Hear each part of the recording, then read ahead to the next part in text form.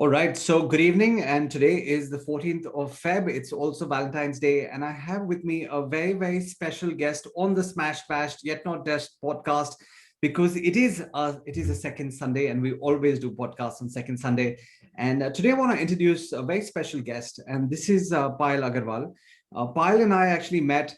Um, it was on the 30th of May 2019, and I was speaking at WeWork, and she was one of the people in the audience, and that's where I was talking, and that's where we really met for the first time, and it's been fantastic to see Payal's journey, to see what Payal's all about, where she's come from, and first of all, and before we move any further, welcome Payal to the Smash Bashed Yet Not Dashed podcast. Thank you so much, Gaurav. It's a privilege to be here today.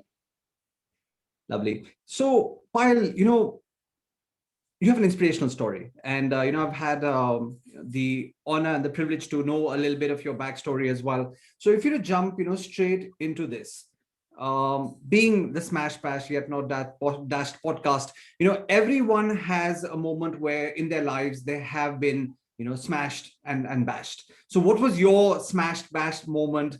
And maybe if you just want to elaborate a little bit on that, so that becomes a backstory for our listeners. Sure, Gaurav, I'll start that. And I would say I was not lucky to have one smashed bad story. So I call it not lucky instead of taking it as something which is bad luck, because for me, it has happened thrice in life. So I've been now working for 22 years, and this such situation came to me twice. So it all started very early on. I mean, I was a very young mother at the age of almost 19. And before that, when I lost my first child, for me, the world actually smashed then, because I never saw doors to a college in my life. And for me, all it meant was being in a marriage and in a family. But when that happened, I thought my life was over. At the age of 19, you're not seeing anything else. But it changed there on. So from there, I actually got an opportunity to run my own school for 9 years. It was a big moment after not being seeing doors to a college, and from there you're running your own educational institute for 9 years. And at the same time, the institute was ranked amongst the 10 schools of out of 250 branches that it had. So Wow. that was one moment. I would say I came out, I was smashed, but then I came out of it. But as we see, life doesn't continue the similar way. In 2009, this again, it happened after 2000 when we started this.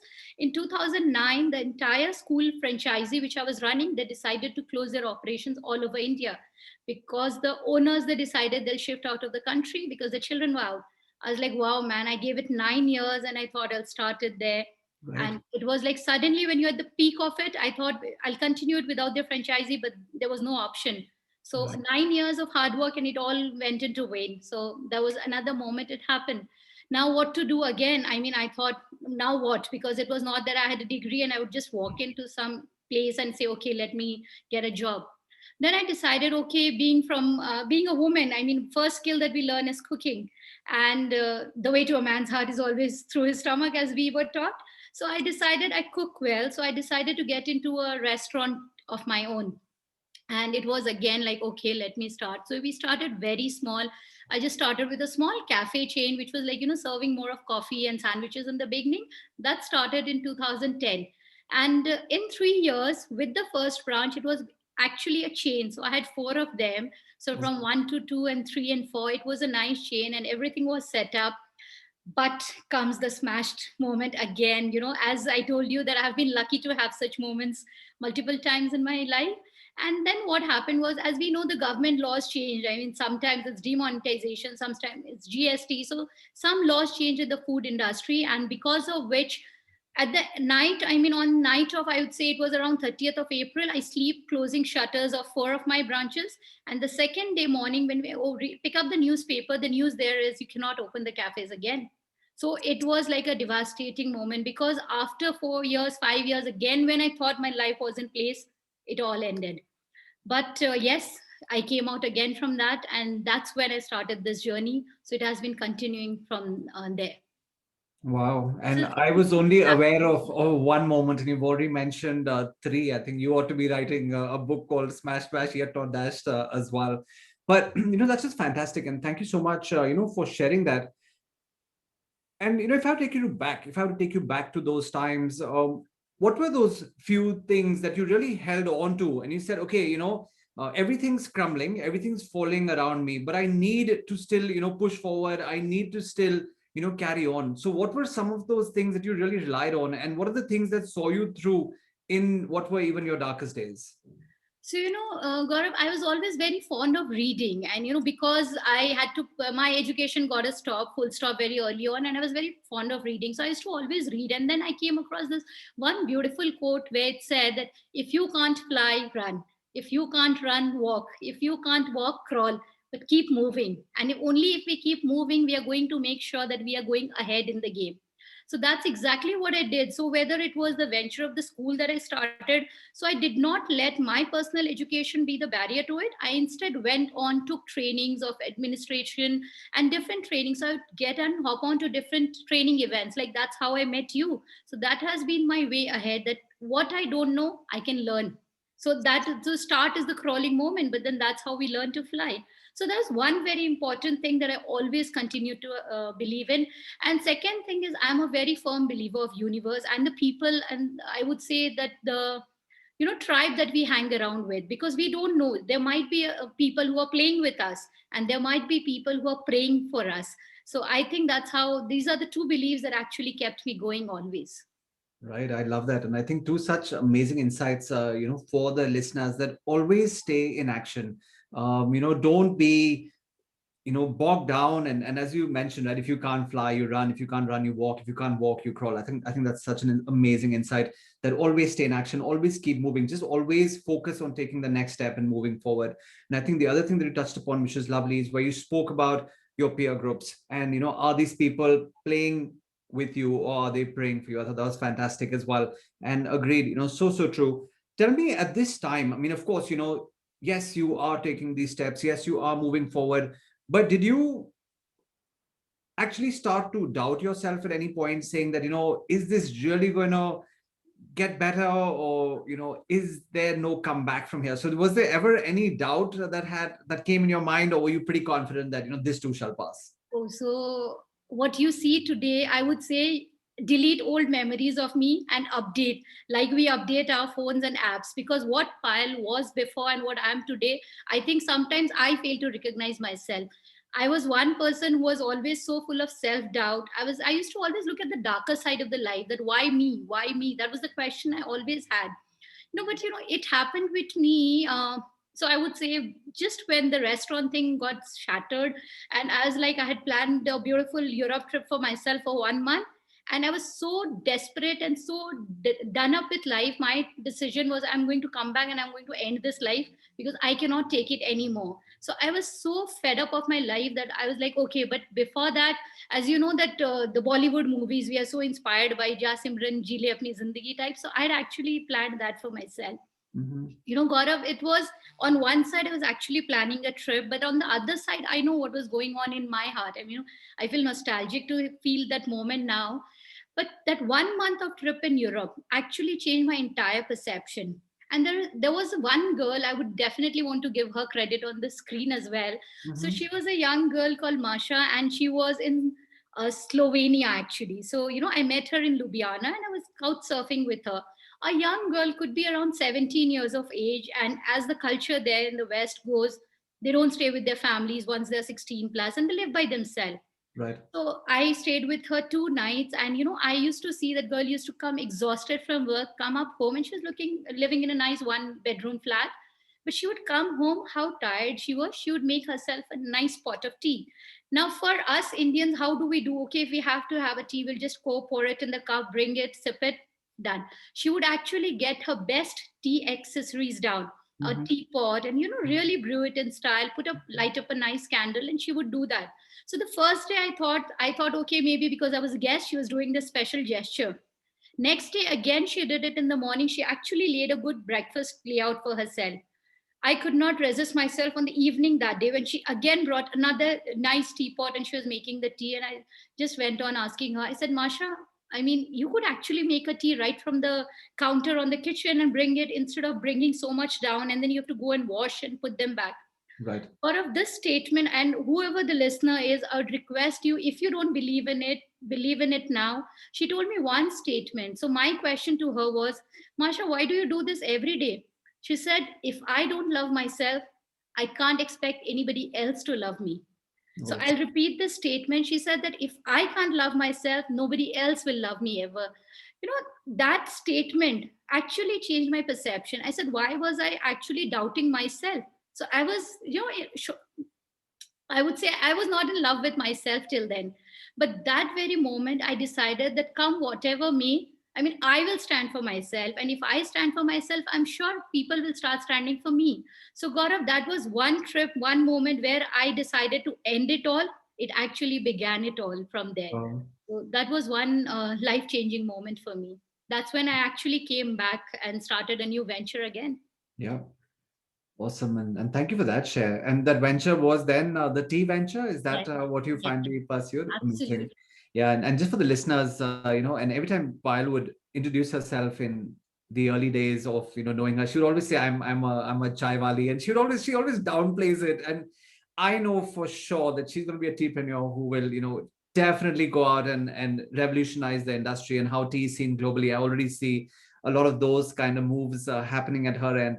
And but yeah, amazing to see how that really happened. So tell me about some other key people who came into your life at different points and actually went and set the trajectory for who you are today. So who are some of the other influencers who really come in and influenced you to take the path that you're currently on? So I would say, like we always say, the personal side and the professional side of it. So first, I will definitely give credit to my personal family. So there's no doubt that we give credit to our parents. That definitely is there.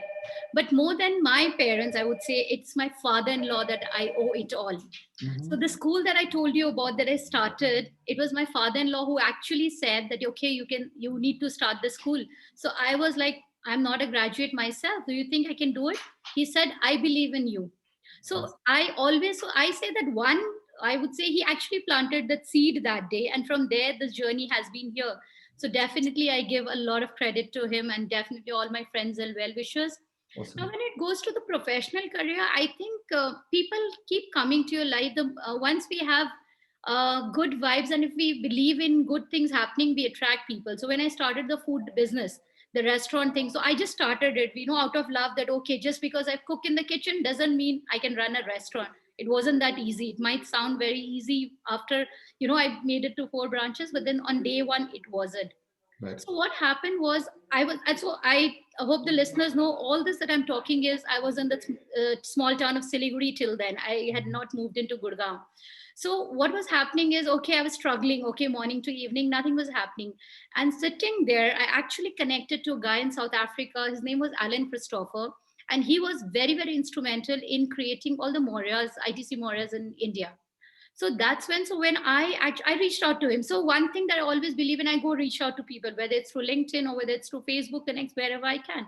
I Awesome. reached out to him and I told him that okay, this is what I do. He said, so you know how he used to, so when I said Siliguri, he tried to pronounce it and he Mhm. still calls it Siliguri. So Mhm. Mhm. so this is how, so he could not even pronounce. He used to always, Right. even Right. today he is a great mentor, and this says, oh, you are that Siliguri from in Mhm. Siliguri.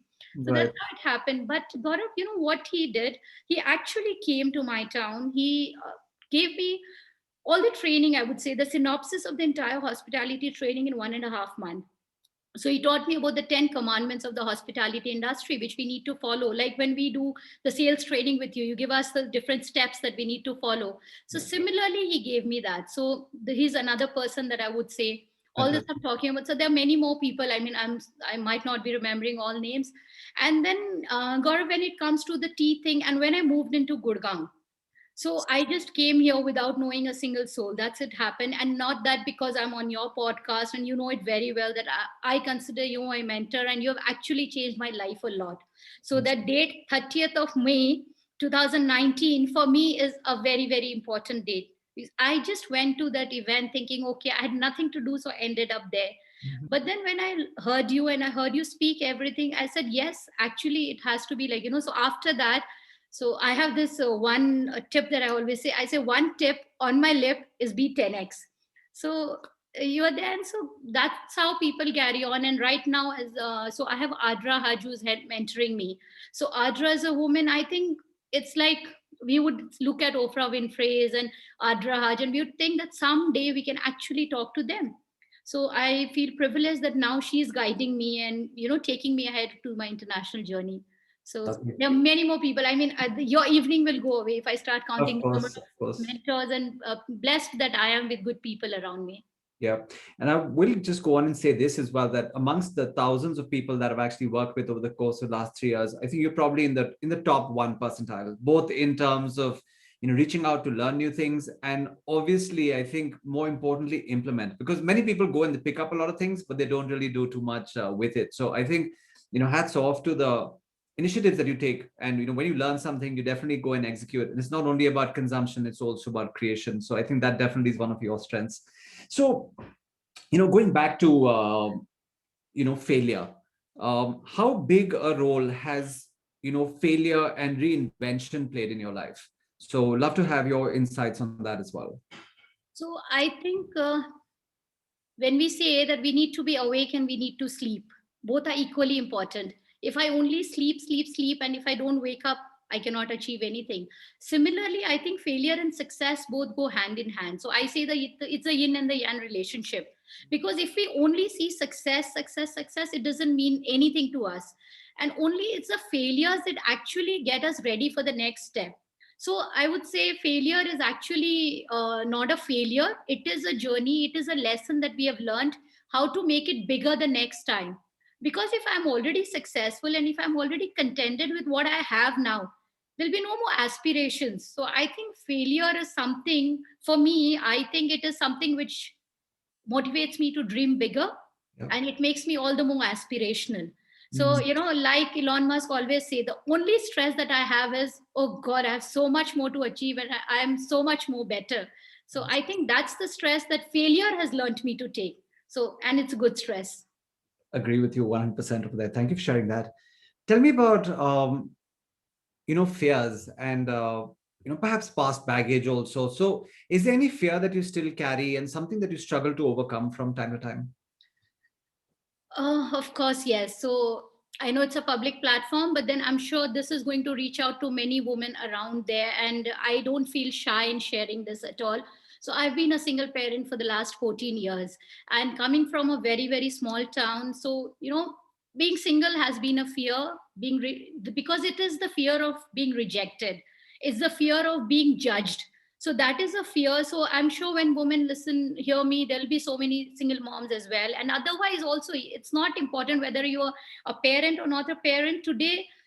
Gaurav, don't take it as an offense, but even today, although there's so much of reservation that has been given to us women, we get a lot of privilege. But even today, there's a lot of discrimination that is there for us.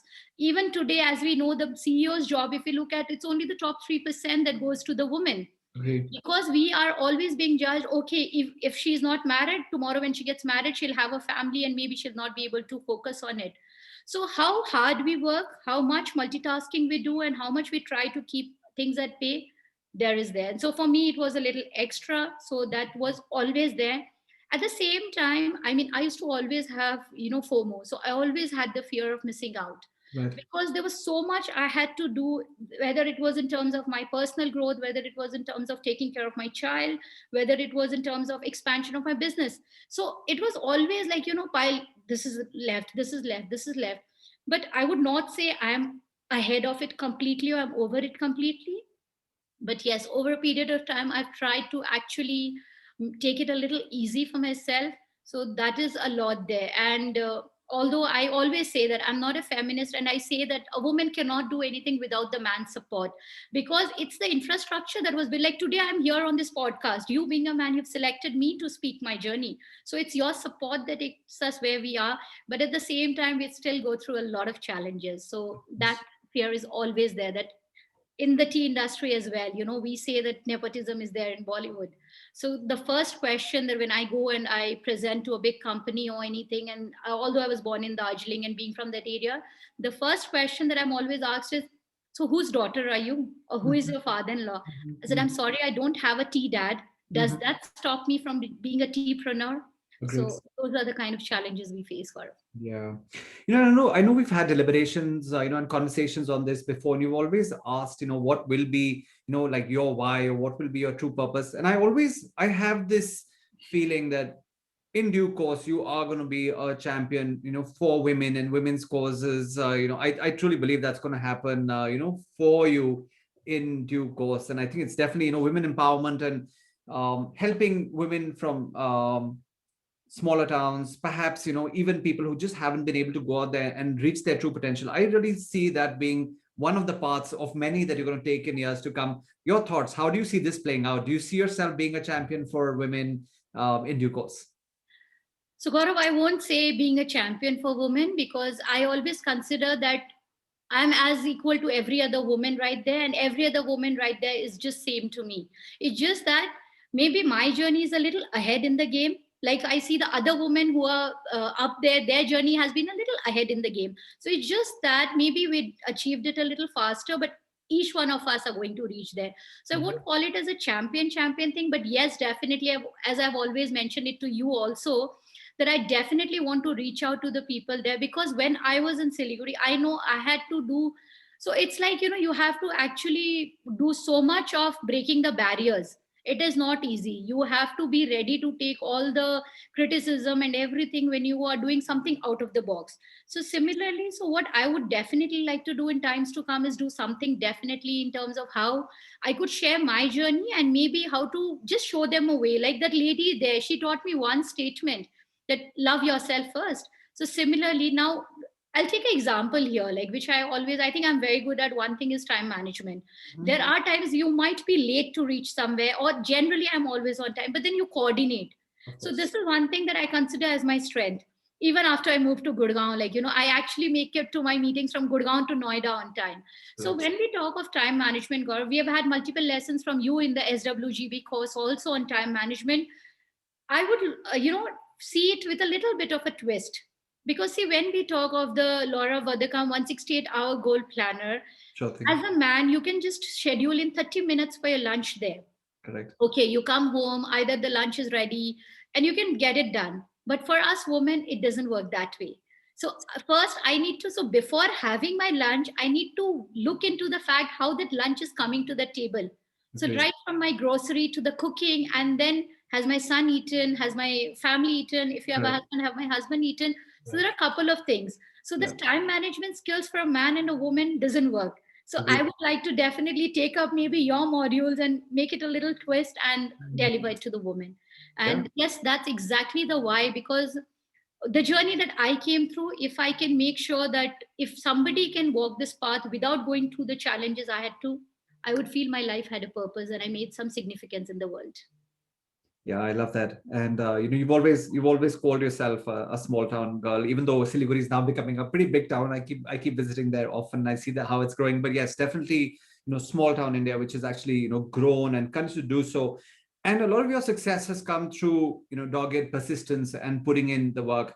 I also feel that a lot of times people from smaller towns, small town India, have certain limiting beliefs that they can't do what people can do in the larger cities and all of that. So, your advice and your thoughts for people who are coming from smaller towns, smaller town India, and people who set these limiting beliefs upon themselves that we can't, or we're not as good as our cousins in the larger towns and the larger cities. Well, here what I would like to say is ki it is like, okay, मरना है तो करके मरो, बिना करे मत मरो. Because what will happen if we try to do it, we will at least learn how to do it. If we don't achieve it the first time, we will try it the next time. Yeah. And worst to worst, what can happen, if we move into a bigger city, if we try to do it, I mean, consider everything changes. For example, if we talk of expenses, because at the end of the day we say nothing works without vitamin M. So when we talk of vitamin M, what happens if my expense in my small town was, let's say, 50K a month? When we move to a metro, it becomes maybe 150K a month. What Right. will happen? I will try to make sure that I can survive and I can make up to that expense of 150K. Yeah. But what worst can happen if I cannot match it? I can always go back to my 50K and survive there. But Agreed. at least when I try to do it, whatever I have learned here in the journey, I'm one step ahead from the others who were there while I was trying here. So this is what I believe. And I have had my limiting beliefs for a small thing like, okay, while I was doing my Europe trip, I drove all across Europe for Mhm, 1 month. mhm. And I've been driving for so many years now. But when I came to Gurgaon, and you know that, so I think the fear is not within, it is more outside. It is from what we let our mind be fed from the people around us. So Right. whatever we hear, we make a perception. So I was always told, yeah, Delhi, Gurgaon mein to gaadi chalana is by next to impossible. You just can't drive. And actually that happened, Gaurav. For a year and a half, I dare not think of buying a car in Gurgaon. So I Right. thought, I just can't do it. Yep. So, those are the kind of limiting beliefs, yes, we have. But to all my friends who are listening to this, I would say just take the first step in faith, and the rest will all follow. And the universe will automatically bring in people to connect. I mean, and as with my life in that instance, I can take multiple examples. The minute I start thinking, as we say, where focus goes, energy flows. So, the minute I start putting my focus on that particular thing, so it might sound like, too much of beliefs around energy and universe, but it has helped me, and I can only speak what has worked for me. Oh, 100%. And, I appreciate you sharing on that so openly. And the other thing I believe that what the entire, the COVID situations actually taught us is that it's okay to downsize. It's okay to move out of the bigger cities, go back to the smaller towns. I mean, so many friends have actually, not only in India, but even globally, have moved away from the large cities of New York and London and Paris and Delhi and Bombay. And they've gone back to smaller towns and, using technology and everything else, they're making it work. So I think it's just about overcoming the barriers that we really set upon ourselves. Very true. And Gaurav, well, while you're saying this, I mean, so these are statements we all must have heard. But then sometimes what happened when we rehear the same statement, we have to reiterate things to ourselves sometimes. So, as we say that, it's just that because we try and make our wants so big, that, the wants, there's a difference that we need to see between the wants and the dreams. And we think Yeah. that we are dreaming big, but ideally we are wanting big. So instead of wanting big, we need to dream big. So, here that statement I think fits in very aptly here. बोलते हैं ना, मेरी जरूरत कम है, इसीलिए मुझे हारने का डर कम है.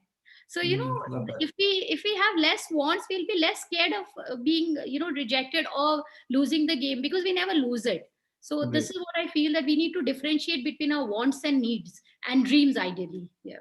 Yeah, yeah.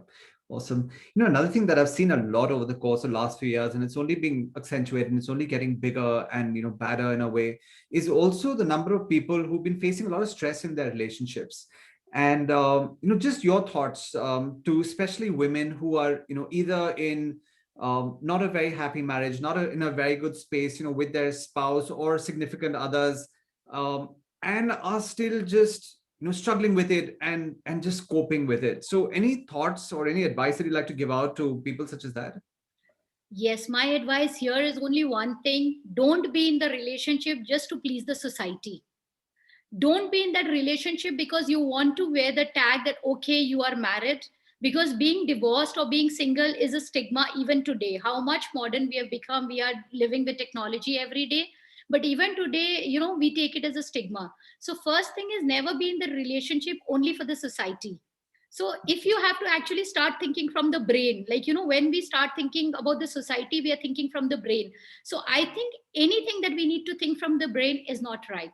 So what our heart says, we need to follow that. And about the relationships, I always say that, including my husband, see, we moved on in life 14 years ago, but even today there were so many years that I actually held a lot of grudge against him in my heart. And Sure. till I was holding that grudge, I was right there on that day. I could never move ahead. So Right. the day I let it go, I mean, I have no grudge today. If he comes right in front of me, and of everything in the world, can I ever be enough grateful to him for blessing me with a beautiful child? Mhm. And I feel that no human being is wrong. See, we all are God's child and we all are equal. Every human has some good qualities. But it's just that that situation, that environment makes us a little uncomfortable with each other. So I would say that A is, don't be in the relationship only to please the society. No, please yourself. Right. And second is, if it is not working, it's better to be far and friends than to be together as and enemies. And it's okay. I mean, now we are much ahead, and it's not like back in the 18th and the 19th centuries where people were not accepting. Now the people understand as well. And if it doesn't, if nobody understands you, it's okay. I mean, I would say, Gaurav, here one thing that I learned is, like I was talking about wants and dream, here I'll talk about being alone and lonely. Right. I'm alone, but I'm not lonely. So Mhm. there are, these words are very small words, but then we kind of always overlap them. And when we understand the difference between these, life becomes very simple. So I would say it wasn't easy. I mean, today I can talk on an open platform publicly, being, divorced and raising a child on my own. There were there were years I would not go to any social event because I thought the minute I walk in, people would, Judge the you. world doesn't have the Mhm. time. Yeah. We think that the world only has the time to talk about us. No. So that's my advice to everybody. I mean, yes, definitely the first thing is we all must try and make our relationships work. Nothing more beautiful than having a family. But if it doesn't work, it's okay to move on. That's what I Right. would say. Oh, I agree 100% with you there too. And as we come to the concluding last few questions, something that you're really proud of, okay, something that you're really proud of, but not too many people apart from your inner circle really know. So something that you'd like to share, that's something that, okay, Payal's really proud of, and not too many people outside the inner circle really know of. So something that I'm proud of and not many people know about me, I would like to say is, okay, I have a plan where I can actually retire at 45, and I know I'm going to do that. Love that. And at the same time, this is, a lot of people know it as well, so I'm really proud of the fact that I'm not even 40 and I have a son who's 18. So when my friends were actually going through the different, I would say, parties times and the good times, I was actually raising my child and working hard in business that time. So I Right. have learned a lot of midnight oils. And as we say that if we don't sacrifice something, I mean, we need to let that party go to make sure that my work happens. So I've done that enough. So I always said that I would like to plan my retirement at 45, and I still have 6 years for that. And I know, Gaurav, and after that I'll come to you and I'll say, Gaurav, help me launch that program which I would like to launch for women entrepreneurs. So Love yes, that. I am very much on my plan, and in the next 6 years, because my son would have graduated from his college, and then yes, I can actually take a retirement at 45. I love that. So, you're one person who is just so good at following through and making things happen. So, what are some of those, daily habits or some of those things that are inbuilt into your routine, which are non-negotiable and that you always do and that others would do well to bring into their lives and routines as well? Okay, so people might think I'm crazy, with a lot of my friends tell me. So Gaurav, although we learned that in your training always, the BSU method. So I've always been following that BSU method for the last, I would say, almost 19 years now. And my BSU is not 5 a.m. or 6 a.m. My BSU is 4 a.m. So Wow. I've been waking up at 4 a.m. religiously, because I always say that, okay, I would say ki, it's okay if I use a little bit of a Hindi here because I'm Yeah, not of able course. to use. So I'd say that, okay, if I'm feeling itchy, या बोलते हैं ना खुजली मुझे है तो मिटानी भी मुझे ही पड़ेगी. Correct. So if I'm feeling itchy, I need to scratch myself. So if I have so many dreams and if I want to achieve so much more, I need to work harder. Now, day will be 24 hours. I cannot expand that for myself alone. How do I expand it? So imagine when I wake up at 4 a.m., by 7 a.m., I've actually done it all for the day. So I have my time for my self care. I plan my day. So thanks to your SWGB goal planner that we have now, so that has made it more systematic for us. But yes, before that, also, one thing that I always believed in is writing it down. Right. Because our minds, they go through 70,000 thoughts every day, and we think that, okay, ye bhi main yaad rakh lunga, ye bhi main yaad rakh lunga. No superman or superwoman can do that. True So, that. yeah, and our ideas, when they come to us, so, now it's the time of the phones, and we just do it on the notepads. But then earlier also, so if the number of diaries that I have in my house, I mean, it's unbelievable. So my mom always says that if she gives me an opportunity, or if anybody comes and asks me, Payal, what is it that you'd like to take in as a gift? I said, okay, buy me that diary. Or I'll say, okay, buy me that program that I would like to take, and maybe I cannot afford it today. And they were like, are you really? So diamonds are not my best friends, for Mhm. sure. So this Right. is what I always believe in, that, and every day whatever I learn. So my diary, which I've had for many, many years now, one word that I learn every day, I make a note of it. So throughout the day we hear so many new words, but there Love can that. be one word which impresses me, and I make sure I make a note of it. So that, and 365 days, I have 365 new words in my vocabulary. And from a girl who actually could not speak proper English 20 years ago, I think today I make it enough, and I can Oh, make it for myself. Yeah, oh, I love that. And so cool, like a word a day. And so 365 days, you have 365 words. absolutely. Awesome. Totally, totally love that. So concluding question. Okay, concluding question. Thank you, of course, for being on this and being so open with your sharing. I've always said this, that you are like not only the top 1% when it comes to, learning, but amongst that top 1%, you're in the top 1% when it comes to action, implementation, and doing whatever it takes. And I think that's fantastic. And that is never ever going to um hold you back from doing and achieving whatever you want. I truly truly believe that. So one last concluding question: your advice to anyone who's been smashed, bashed, and is on the verge of is being dashed and just needs to like flip and just now move forward. So your one piece of parting advice to anyone who's not in the best of places and needs to overcome and succeed. So yes, you want to make it like one statement, but my friends say, "Tu kitna bolti hai?" So obviously, I cannot stop. Make it, Oh, very small. absolutely. Yeah, just elaborate, no worries. Yeah. So little bit that I would like to add is, as we said that move on is something that I always said. So one thing that I always say here is, nothing is so important that it will exist. So as we say that, will this matter to me tomorrow? So today, okay, maybe, I today while I was driving, as you know, since I got a little delayed for this podcast, and while I was driving, actually somebody hit my car from the side. Oh And then damn. what happened? What will happen? So I thought, will it really matter to me tomorrow to lose my mind on it? No, it does not.